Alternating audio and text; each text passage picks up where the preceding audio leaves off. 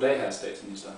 Mit navn er Jakob Nielsen. Jeg repræsenterer en international organisation af studerende fra blandt andet KU, CBS og DTU her i landet ved navn Energy Crossroads.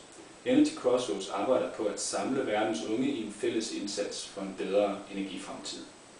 COP15-forhandlingerne i december 2009 bygger som bekendt på vejledning og råd fra to vigtige grupper, nemlig forskere fra den akademiske verden og erhvervslivet.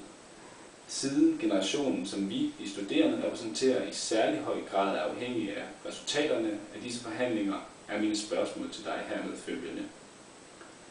Synes du ikke, at det er vigtigt også at lytte til vejledning og råd fra de studerende som del af forberedelserne til COP15-forhandlingerne? Og hvis ja, hvilket jeg formoder er dit svar, hvis vi lover at levere dette på en seriøs og kvalificeret måde, vil du så love at lytte hertil som en del af dine forberedelser?